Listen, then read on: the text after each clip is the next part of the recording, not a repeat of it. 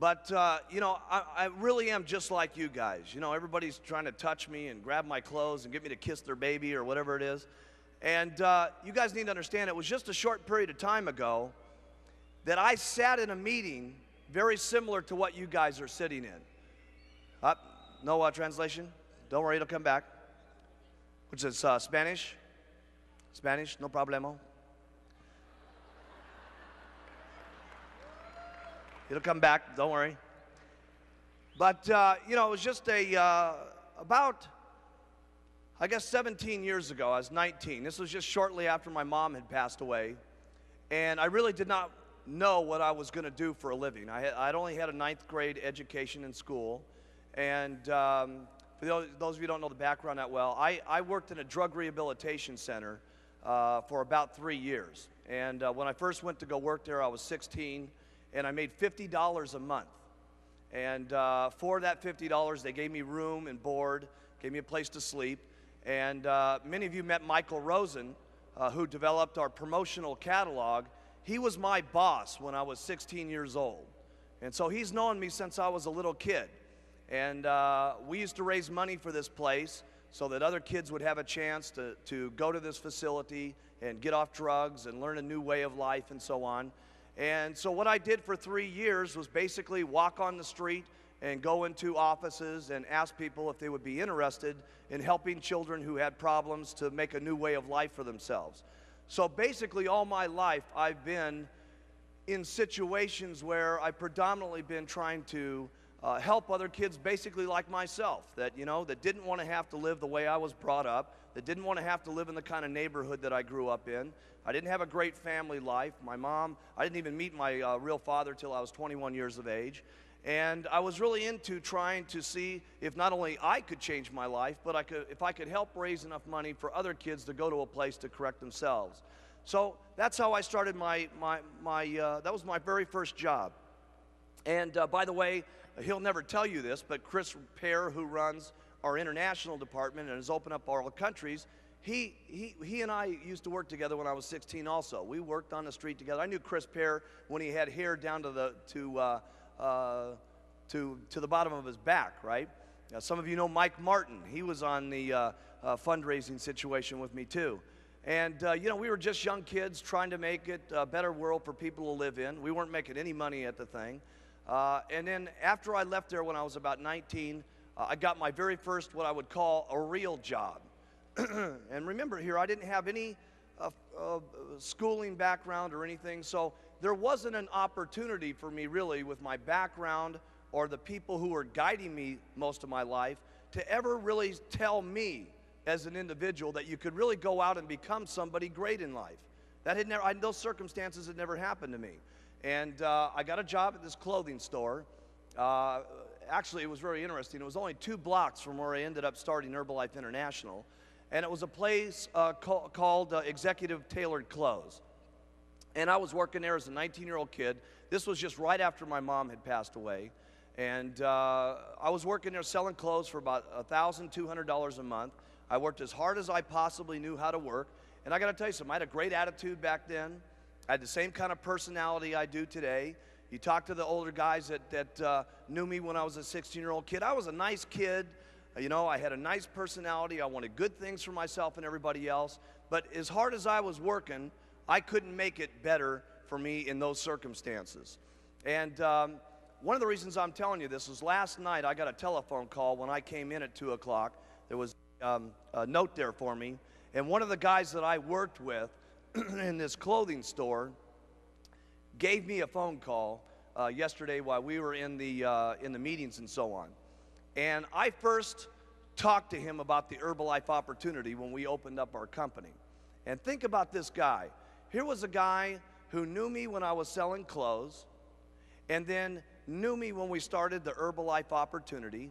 Just shortly after I was in the clothing business there, I had gotten invited to my very first meeting like this. It was not Herbalife. It was a company called Slender Now Products. And when I'd heard about a weight loss product and multi-level marketing, I'd never heard anything like this in my life. And as a matter of fact, the sponsor in that company, a guy by the name of Bud Bell, his assistant was here this weekend watching everything that went on this weekend. And she just couldn't believe what happened. And the first time in my life, someone told me you could become more. But the most important thing for me was I saw a product that I could help people lose weight with and that sort of thing so that they didn't have to suffer the way that my mom did. That company only lasted a very short period of time. It went bankrupt. I got involved in another company that had to do with weight loss. That company shortly went bankrupt. And I said, hey, and this was only when I was about 22 at that particular point. I said, what I'm going to do for the rest of my entire life is help people lose weight. I'd been with a couple of people who had gone down and out of business. And I said, listen, this is all I want to do is help people. And I'd been doing that even when I was a young kid at 16, raising money for people. But my main thrust in life was wanting to help people lose weight. And so you know the story from there. I got a hold of Dick Marconi. The reason I had known Dick Marconi is he was a manufacturer for one of those companies at one time. And I asked Dick, listen, you know, this is what I want to do. Help me put together the product. And he put together the line of the Herbalife products for me, and I got the company started. But going back to why I told you this, the very first meeting I ever had in Herbalife, you guys have all heard about when I came in with a baggie full of powder, and I said, you guys aren't going to believe it. We're going to take this product around the world.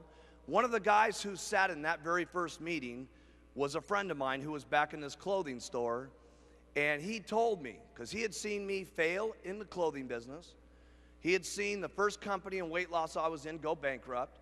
He saw me in the second company I was in go bankrupt. Both of those companies, I'd gotten him involved in the business. And so consequently, when I started Herbalife, he said, no way in the world is this ever going to work. Hughes is going to be a failure. But I did get him on the product. And he lost 40 pounds in the next 8 months, and he kept bringing me referrals and kept bringing me referrals. And finally, he got himself in the business and got himself up to about $10,000 a month. At that point, he quit the company. This is about, I'd say maybe 12 years ago or something like this. Now, his downline is Dennis Dowdell, who makes about $300,000 a year. First line underneath that is Suzanne and Cody Morrow, who made about $400,000 last year, and Henry and Stanya Smeck, who made over $1 million last year. Now, this guy calls me last night. Now, I haven't been able to talk to him yet. I called him back this morning, and he didn't answer the phone. What is the difference between a guy like him, who knows the story, saw it when it first got started, became successful, dropped out of the company, saw his downline become successful, heard about what's happened here in Orlando? He knew that we were coming, but he certainly didn't know we were going to take over the entire city. Okay, and he's hearing about all this stuff. He's obviously getting phone called by every single person in his life telling him, you got to be out of your mind not doing the Herbalife business. What is the difference between him and the person that makes $1 million in Herbalife per year? Answer, and I want you to write this in your notes. Not much. That's the answer. The fact is Eric Nimmer's got all the talent in the world to become a millionaire in Herbalife. The reality is Eric has got everything in his life that's got the capability of going wherever he wants to go in life. And yet, he's still miserable with his circumstances. He's still miserable at the job he's working at. And he's still at the most opportune time in the company's history. If there was ever a time to get started, it'd be now. Forget about back 15 years ago. I mean, if you were ever getting going in this company, it would be now. And what's the difference between the person who makes it in Herbalife and the person who absolutely stays broke and in their same miserable circumstances that they can't stand, that they complain to their wives about, that they yak and slap their kids around because they hate their jobs and can't stand their miserable set of circumstances and don't even provide enough leadership for their children to get their children to be able to see a new way of life? What's the difference between that person and the person that doesn't make it? The answer is not much. And so what I'm trying to tell you here today is you guys got a couple of decisions when you leave this weekend. The only difference is acting on some of the information that you've heard. All it takes is to go forward. And those are daily decisions that you make.